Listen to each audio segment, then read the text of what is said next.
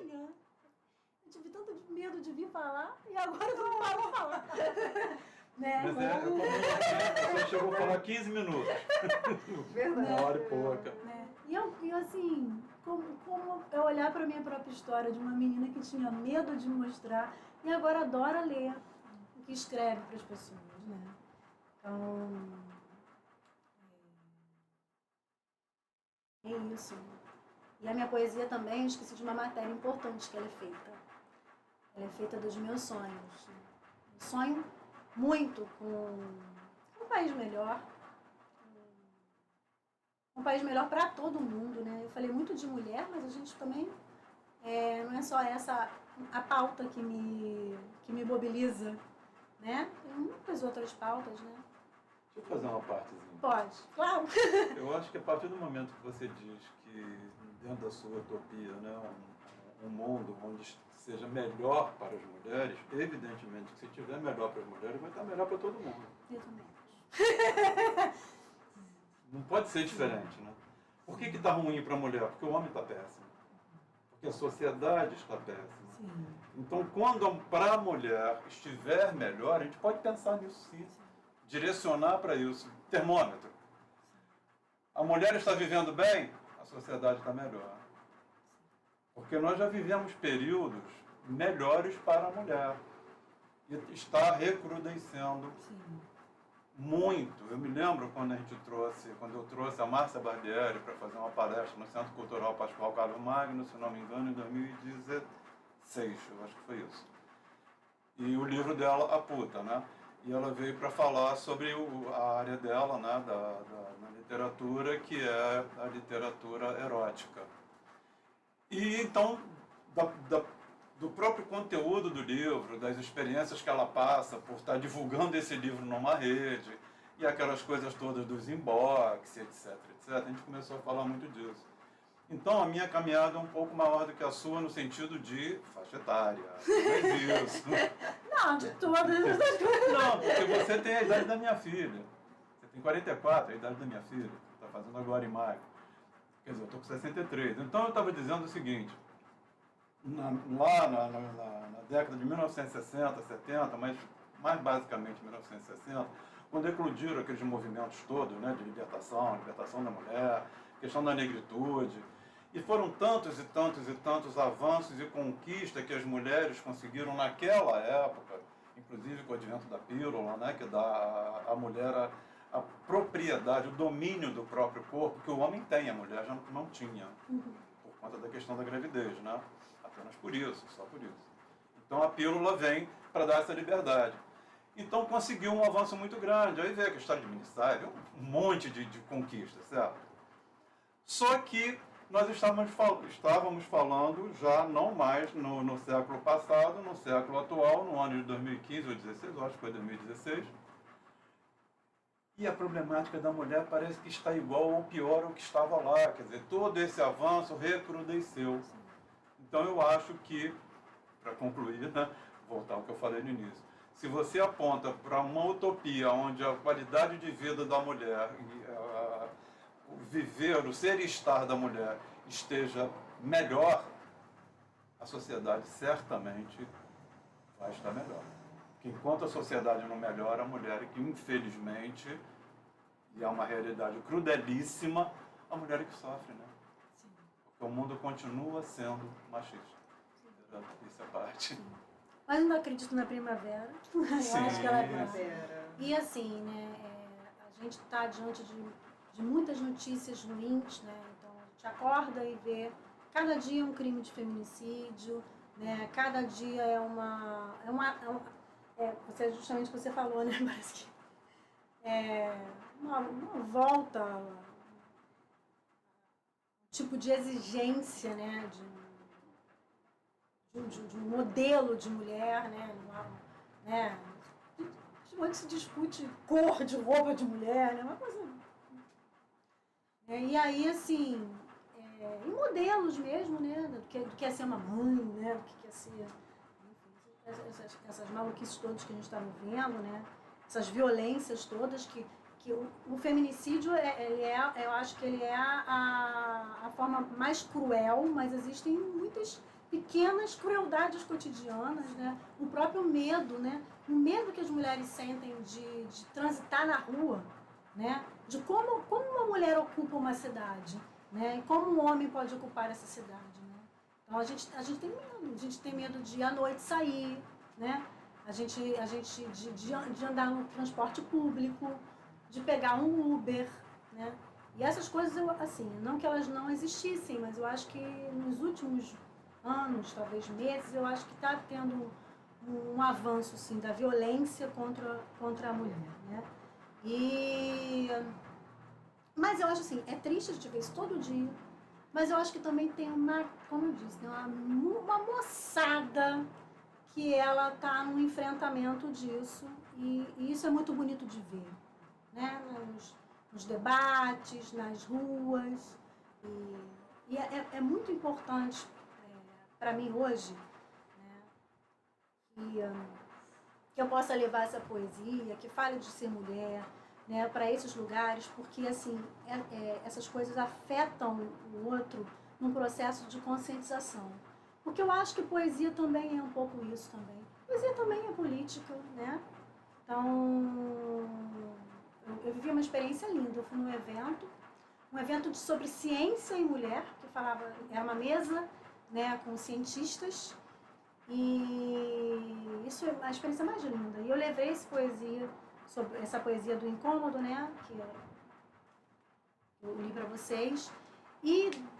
Mas antes de ler essa poesia, eu pedi que algumas mulheres que estavam no público, que elas lessem estatísticas de violência contra a mulher. Então foi uma experiência linda, porque e também convidei uma amiga que tocava tambor, então foi super bonito que elas liam uma estatística de violência das mais diversas, né? Com relação à questão salarial, né, que a gente ganha menos que os homens, com relação à questão de abuso no transporte público, com relação ao assédio no trabalho, com relação a próprias taxas de feminicídio, de estupro. Então elas iam lendo essas taxas terríveis, né? Tomando consciência daquilo, né? E ao mesmo tempo puderam ter uma experiência artística que mobilizou. Então, assim, eu sinto que eu não quero tomar isso como um caminho único, né, do meu trabalho. Eu quero continuar tendo outras possibilidades. Acho que é uma coisa forte para mim, é uma coisa importante, eu acho que é uma forma de eu contribuir para esses debates. É um lugar que eu posso contribuir para esses debates. Não foi uma performance, não foi foi uma experiência artística ali com elas, em que elas participaram. Elas falaram também da vida delas, elas choraram, elas se abraçaram, elas entenderam no processo, porque é muito bonito isso, né? Às vezes você olha para a sua história e você vai compreendendo que você viveu uma série de violências, de repressões, que você não percebia enquanto tal e que você se autorresponsabilizava por aquilo, você se culpava, né? Então, eu acho que entender um pouco, para mim, pessoalmente, esse encontro com essas meninas trouxe essa força, assim. Então, e também me fez pensar o quanto também porque nós mulheres também fazemos, também ensinava a minha filha e ensinava as crianças com quem eu trabalhava, ensinava a minha sobrinha,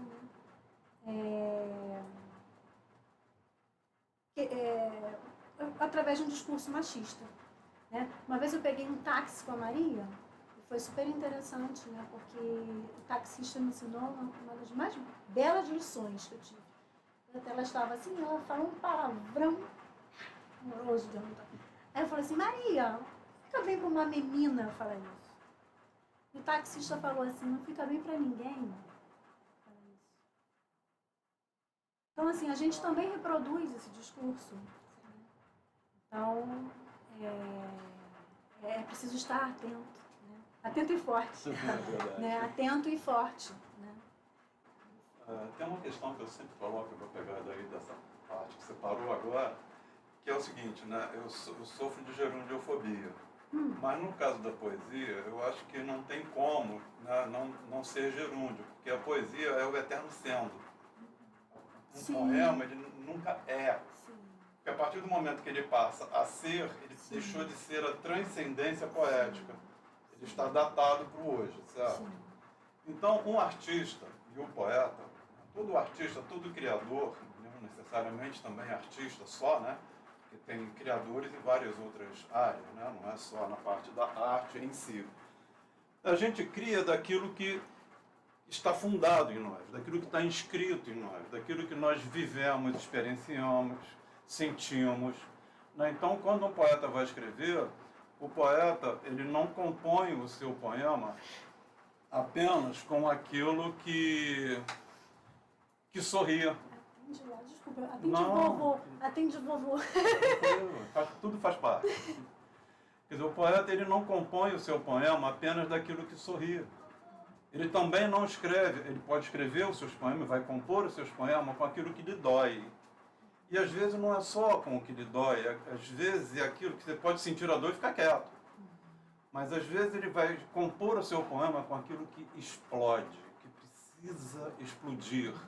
É com a potência que ele tem em si e o poder de indignação de ver determinadas coisas. Eu não sou mulher e eu posso seguramente fazer um poema, que eu tenho até alguns, né, que vão tocar não no sentido do feminismo, mas não se toca numa mulher sem pedir autorização.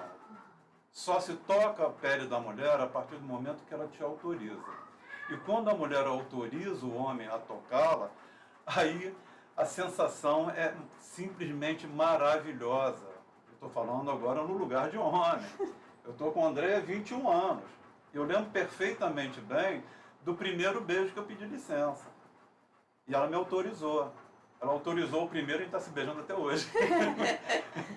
Vai para 12 anos, né, de casado, 21 anos de composição de vida, né? Então, veja bem, eu escutei o seu poema. Eu não entendo o seu poema como um poema feminista.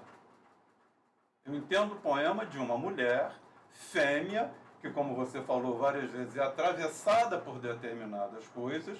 Tem coisas que te doem muito, tem coisas que te indignam muito, e tem coisas que você, por não ser uma mulher e uma fêmea covarde, você vai gritar.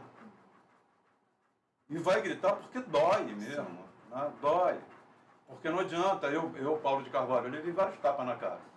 Quando eu fui preso com 13 para 14 anos, né? O policial me segurava pelo cabelo, ficava batendo de um lado para o outro, para minha cara não virar e não amortecer o tapa. Ali eu não gritava. Por que eu não gritava? Para não dar a vitória a ele, que ele queria ver a minha dor. Então eu ainda menino, segurei todos os tapas. Mas em outras circunstâncias, um tapa dói. E aí aquele tapa não foi o tapa físico. Passados 9 anos, até 25 anos de ditadura. Então peguei desde da minha infância, né? 9 anos. Até foram 25, 9 mais 25, dá o que isso? Dá 34. Até os 34 anos eu vivi levando tapa, e a gente gritava. O tapa era outro, não era o tapa físico, né? Aí eu não sofri mais tortura física. Mas era tortura nas caminhadas, era tortura na censura, era tortura na criação artística. E aqui eu vou chegar a uma outra coisa que você também chegou a falar muito, que é o seguinte, é um certo paradoxo, né? Quanto mais vem repressão, este mesmo motivo de repressão gera a ação contrária, que é, na época da ditadura, foi quando mais eclodiu, estourou as movimentações artísticas e as movimentações de todas as formas, né? Eu falo mais da artista, porque é por onde eu já estava. Mas você viu os festivais da canção, você falou das pessoas que te influenciam. Gil, Caetano, Chico Buarque, aquele do violino, não vou lembrar o nome dele agora, sempre George Maltin, George né? Martin. Que era também conhecido como Maldito. E aí depois veio Mutante, Tropicália, enfim, toda aquela coisa, tudo isso foi nesse período mais cruel da ditadura brasileira e nesse período de 25 anos de perseguição. E uma historinha aqui, só para dar uma outra ilustração, meu professor de teologia lá, de história do cristianismo, ele dizia o seguinte, que depois que Jesus morreu, aquela promessa de ele voltar, etc, etc, e nada de voltar, né? E aqueles seguidores de Jesus, já cansados, e Jesus não voltava, e eles perseguidos, eles se espalharam para todos os lugares. Então ele disse para a turma, né, naquele momento o cristianismo era para ter morrido. E por que não morreu? Porque passaram a ser perseguidos. Então quando surgiu a perseguição, aí já por romanos e etc., eles pararam e pensaram, olha só, a gente tem que fazer alguma coisa, porque senão a gente vai ser martirizado, a gente vai ser assassinado. Então eles saíram e começaram a fazer aquilo que a Bíblia diz, né? E depois pregar o Evangelho. A igreja está aí há mais de 2000 anos. Então eu estou usando essas ilustrações apenas para dizer que no momento em que a pressão aumenta, aumenta o grito, aumenta a explosão, aumenta a necessidade de... Você ia falar alguma coisa? Não, eu quero te dar um presente, depois que você acabar de falar. Ah, tá. Eu que posso pegar? Pode. Não, mas termina de falar. Não? Você falando me lembrou muito de uma coisa que eu trouxe para vocês para ler e eu esqueci. Então não pode Pois pegar, não, fica tá pau. Posso Então, lá? são essas questões, entendeu? Quanto mais você aperta, quanto mais você vai na repressão, mais vai gerar a obrigatoriedade da reação, aspas, também, né? De uma ação contrária, prefiro dizer dessa forma. E aí, dizem para mim, mas Paulo, você é muito radical, Paulo. Você é chato, porque você pega uma coisa e você vai, e você pesquisa, e você rebate, e você não sei o quê. E eu digo para as pessoas, cara, vocês não têm noção do quanto eu sou radical e do quanto eu sou chato. Porque sabe o que eu acho que é radical, cara? Que é isso são essas as coisas que me doem profundamente. Ver criança catando lixo para comer. Isso é radical. Sim. Sabe? Ver violência contra a mulher, isso é radical. Ver homem violentando uma mulher, isso é radical. Ver analfabetismo, isso é radical. Ver todas essas coisas, isso é Ver radical. gente morrendo por amar, né? gente morrendo hoje por preconceito de Poxa, orientação sexual. Então, é esse monte de coisa, agora fechando, né, o blá blá blá todo, esse monte de coisa que eu estou falando aqui, muitas outras, né, muitas outras coisas, é o que faz Paulo de Carvalho ser o que Paulo de Carvalho é. Sim, é escrever. Seu poeta Paulo de Carvalho. Então, e se eu vou escrever, do que eu vou falar? Qual é a sua matéria? Minha matéria é essa. Agora, minha matéria, você falou no início, né? Eu morei 11 anos no Arraial da Ajuda, lá em 84, quando eu era pequenininho. E morei 6 meses acampado dentro da Mata Atlântica. Então, mar também é sua matéria. Mar, mata, bicho. Tudo isso é minha matéria, porque tudo isso é o que eu sou. Passei a bola. Então, o ano passado foi um ano muito difícil, acho que para todos nós, né? Que temos uma, eu não vou dizer ideologia, mas uma perspectiva de mundo, nem vou usar ideologia, né? Uma perspectiva de mundo, que tenhamos sonhos, utopias, né? De uma sociedade justa, né? Para todos, né? Uma sociedade que não seja tão desigual, que não seja tão excludente, né?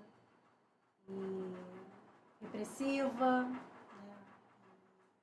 Tão cruel, principalmente com as populações periféricas, né? Com os negros, com as mulheres, com os homossexuais, né? Com as crianças, com os idosos, né?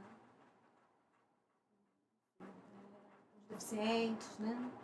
Então, pra gente que tem essas brigas cotidianas, né? Para além da poesia, né? Nas nossas vidas profissionais e tal, acho que foi um ano muito difícil. E esse ano também está sendo.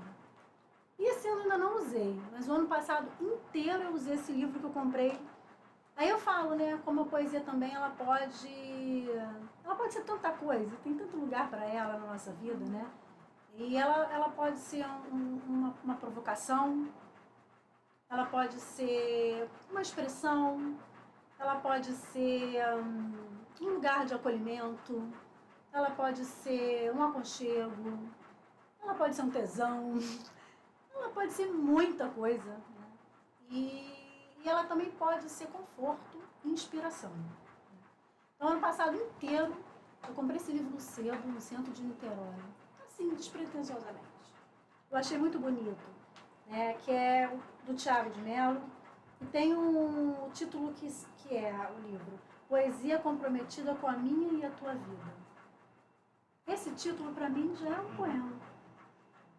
Então, eu acho que, assim, isso aqui é muito caro para mim. Se eu pudesse, né?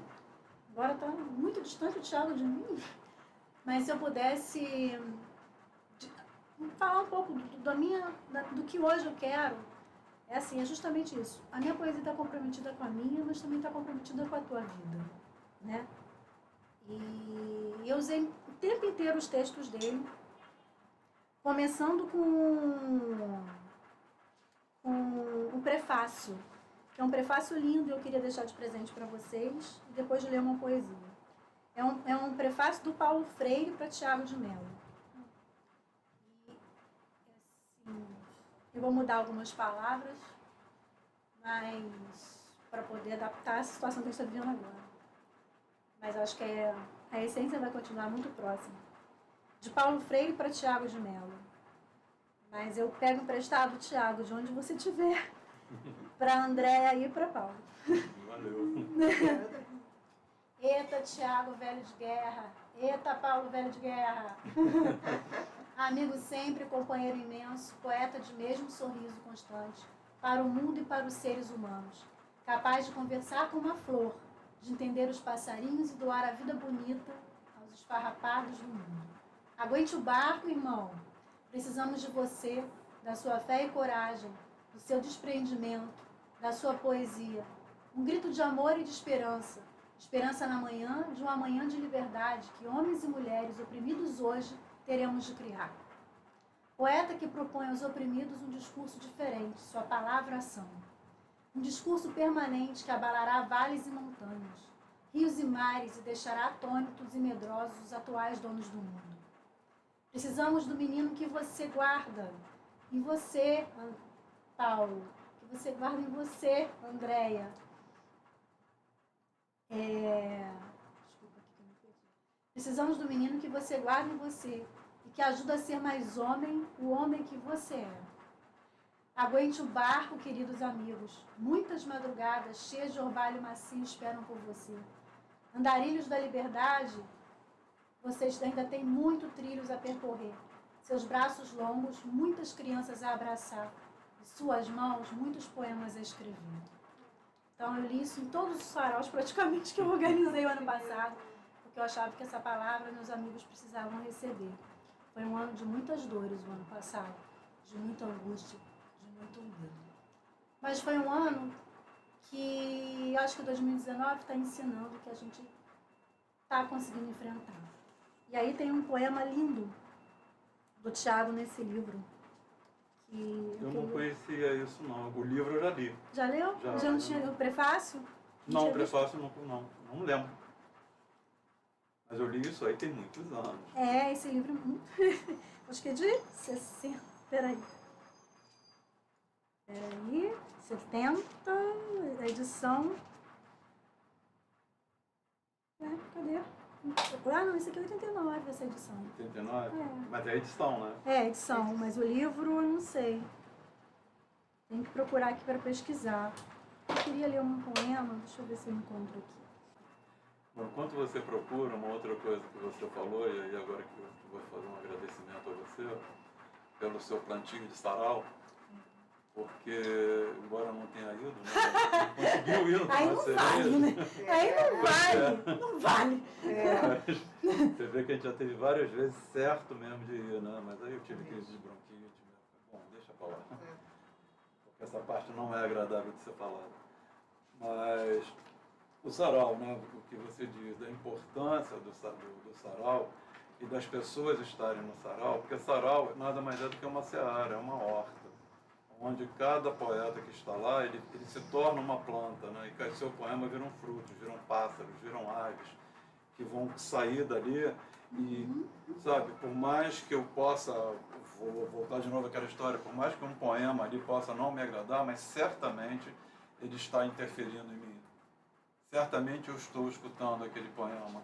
E existe essa troca, né, como eu estava com o João Aires, no lançamento do Alfarrábios, no Centro Cultural, no Terraço, né? E foi num momento meio dramático do Alfarrábio e tal, e João Aires dizendo o tempo todo, Paulo Alfarrábio não pode acabar, Paulo Alfarrábio não pode acabar, olha isso aqui. Eu falei, João, olha só, isso que a gente está aqui agora, isso aqui é um pulmão.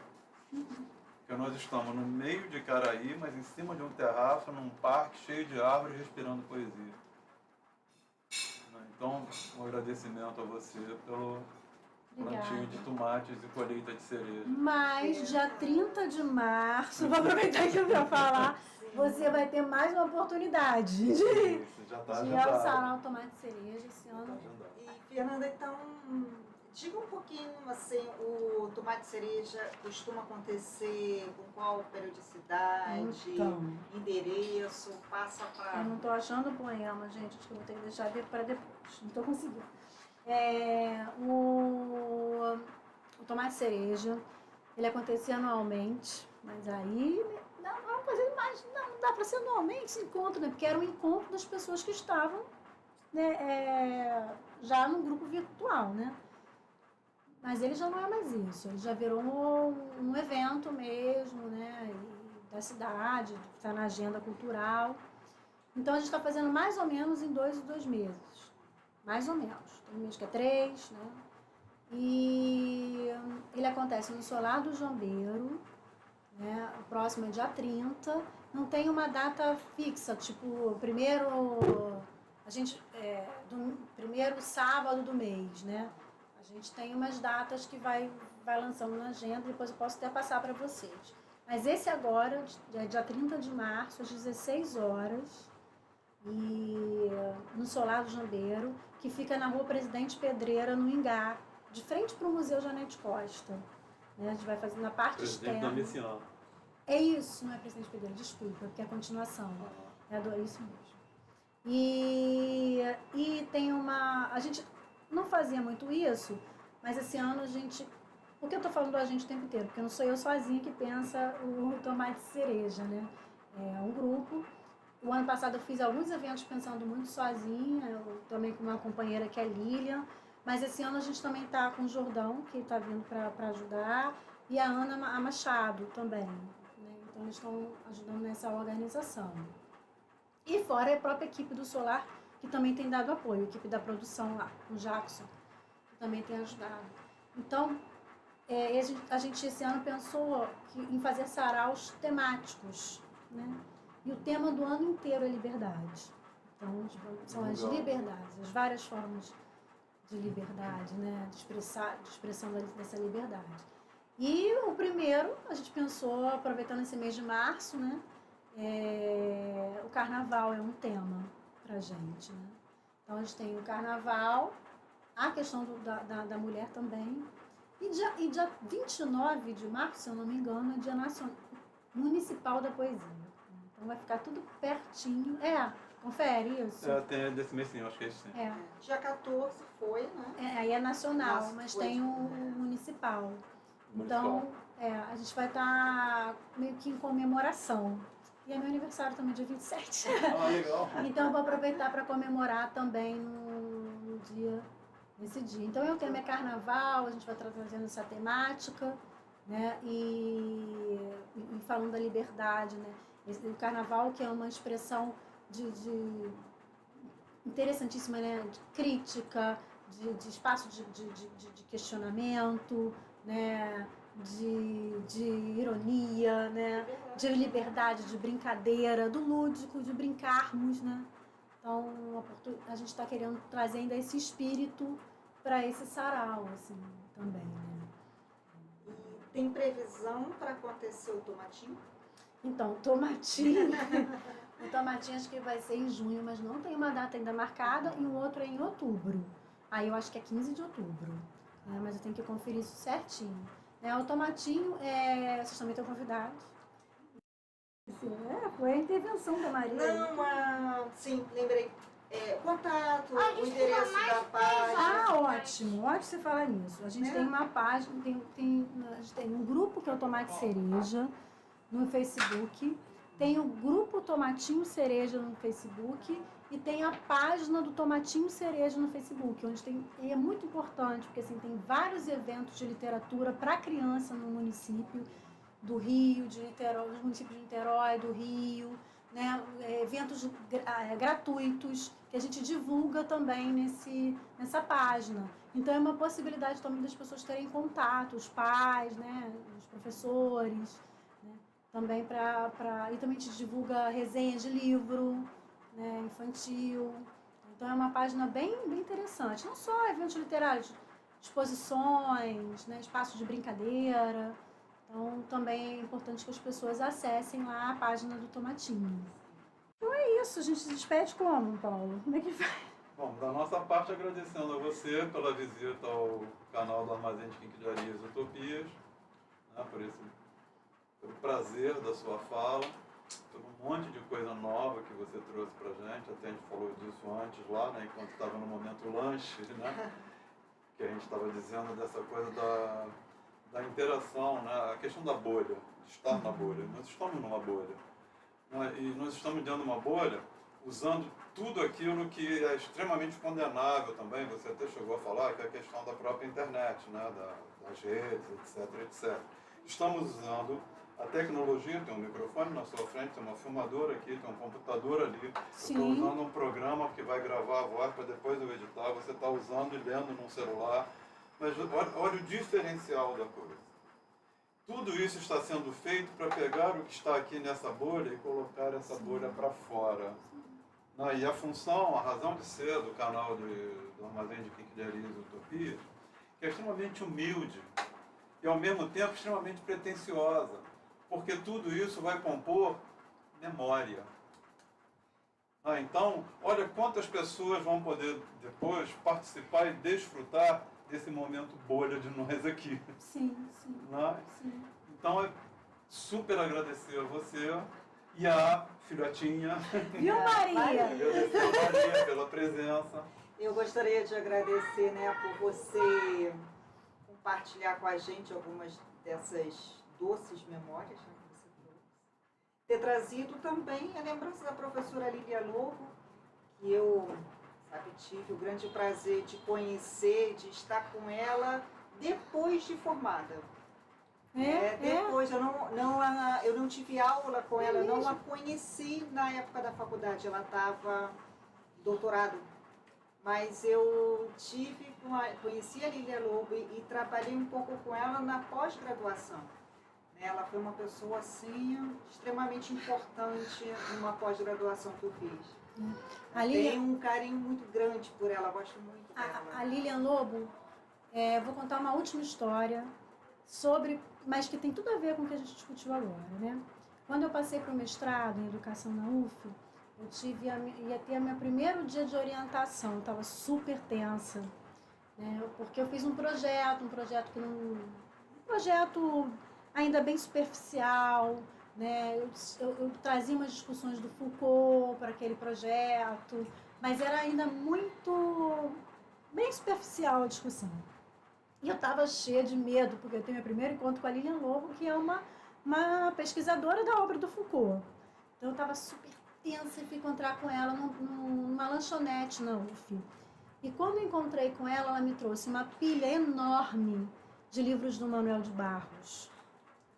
E aí ela me disse assim: eu quero que você repense o seu projeto a partir do encontro com os textos do Manuel de Barros. Então isso eu acho que também ajuda a gente a pensar um pouco o lugar da poesia no mundo e o lugar da poesia em diálogo com tudo isso, com a academia, com a ciência, né? A arte também está em diálogo com a academia, né? A arte também precisa estar em diálogo com os nossos espaços de trabalho. A arte precisa estar em diálogo com a nossa vida. Então, assim, foi lindo. Foi uma das experiências mais ricas, assim. Ela trouxe e disse, olha, isso aqui, para você pensar seu projeto, a sua escrita, leia Manuel de Barros. Então, eu acho que isso ajuda também a gente pensar aqui um pouco esse espaço, né? Queria agradecer a vocês pela essa oportunidade, né? Foi muito difícil para mim, ainda é, né, me assumir poeta, né?